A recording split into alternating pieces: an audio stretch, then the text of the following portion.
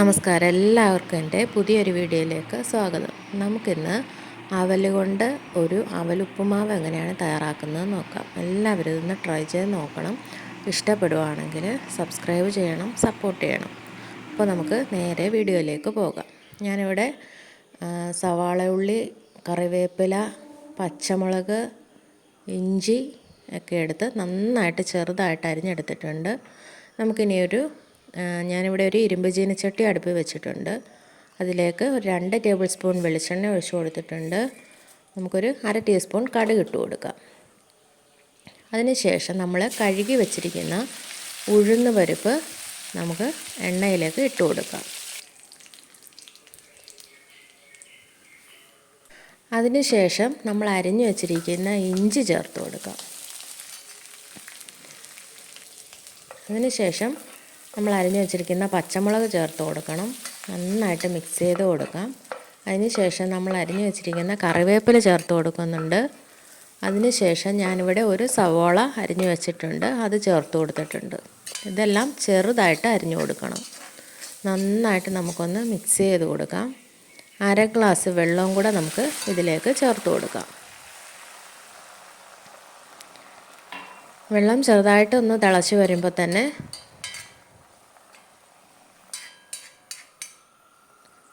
നമുക്കിതിലേക്ക് ആവശ്യത്തിനുള്ള ഉപ്പ് ചേർത്ത് കൊടുക്കണം.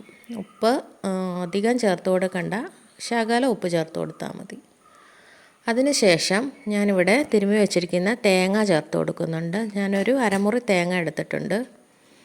നമുക്ക് എല്ലാം കൂടി ഒന്ന് നന്നായിട്ട് ഒന്ന് മിക്സ് ചെയ്ത് കൊടുക്കണം.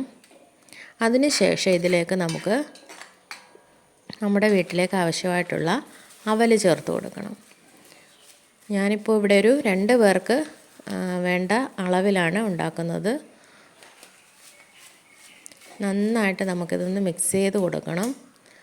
ഒരുപാട് വെള്ളം കൂടി പോരുത്, 1/2 ഗ്ലാസ് വെള്ളമേ ചേർക്കാവുള്ളൂ. നമുക്ക് നന്നായിട്ട് മിക്സ് ചെയ്ത് ശകലം കുഴഞ്ഞു പോയെന്ന് തോന്നുവാണെങ്കിൽ നമുക്ക് ശകലം അവലും കൂടെ ചേർത്ത് കൊടുക്കാം. നന്നായിട്ട് നമുക്കൊരു 2-3 സെക്കൻഡ് നന്നായിട്ടൊന്ന് മിക്സ് ചെയ്ത് കൊടുക്കാം. ലോ ഫ്ലെയിമിൽ ഇട്ടിട്ട് വേണം അവൽ ചേർത്ത് കൊടുക്കാൻ വേണ്ടിയിട്ട്.